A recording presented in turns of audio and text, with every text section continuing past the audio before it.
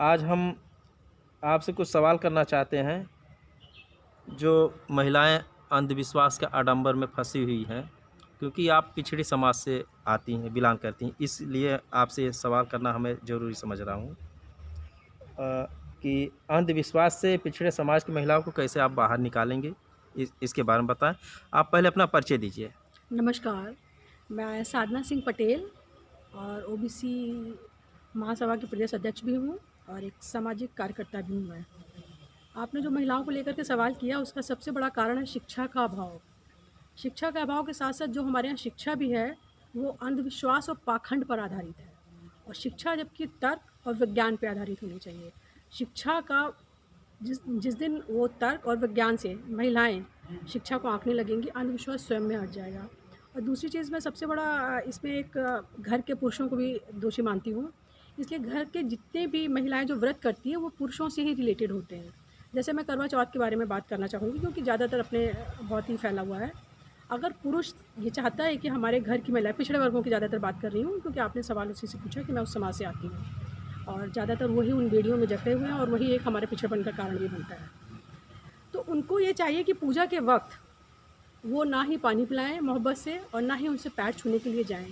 जब इस तरीके का विरोध करेंगे तो मुझे लगता है महिलाओं को थोड़ा सा कष्ट ज़रूर होगा, लेकिन इस आडंबर से बाहर निकलने में उनको आसानी ज़रूर होगी। और साथ में पुरुषों को ये भी चाहिए क्योंकि बिना सहयोग के उनको हटाना, आडंबर से बाहर करना बड़ा मुश्किल है, कि विज्ञान के आधार पे जीवन को थोड़े दिन जिएँ और थोड़े दिन आडंबर के उस पे। देखना ये पड़ेगा कि हम धार्मिक और आडंबर पाखंड के बिना जीवन हमारा आसान है या विज्ञान के बिना जीवन हमारा आसान है। जिसके बिना जीवन हमारा आसान है उसी को हमें अडॉप्ट करना चाहिए, उसी को मानना चाहिए। मेरा ऐसा मानना है कि विज्ञान के बिना हम एक दिन भी, महिलाएँ क्या पुरुष कोई भी, एक दिन जीवन नहीं जी सकते।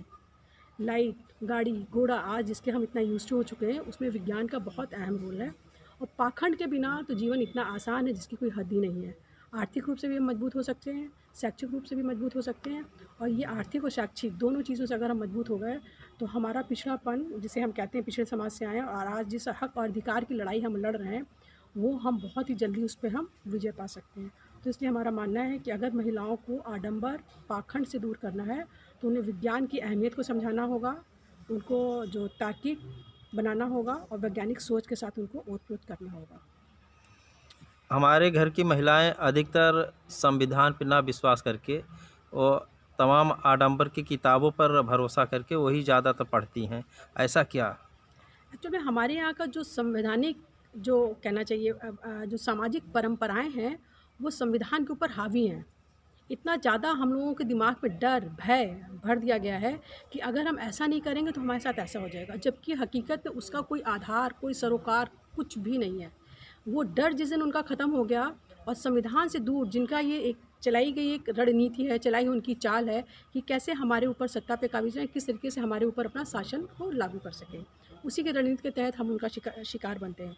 तो जिस दिन उनको ये समझ में आ गया, को इस बात का ज्ञान नहीं है कि जो पूजा पाठ करती हैं, आज की तारीख में हमें वर्तमान में जो भी अधिकार मिले हैं, वोट का हो, प्रॉपर्टी का हो, बोलने का हो, बराबरी का अधिकार, ये सब संविधान से हमें मिले हुए हैं। इस बात का उनको ज्ञान ही नहीं है। जिस दिन वो ये समझ जाएँगी कि संविधान ही, आज संविधान की वजह से महिलाओं को इतनी आज़ादी है, उस दिन मुझे लगता है वो पाखंड और आडंबर से स्वयं अपने आप ही दूर हो जाएँगी।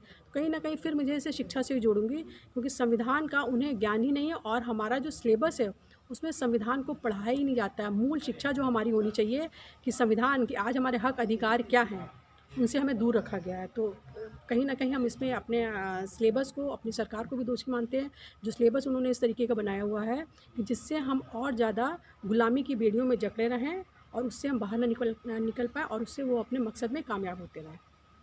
चलिए, आपने बहुत अच्छी जानकारी दी। इसके लिए बहुत बहुत धन्यवाद।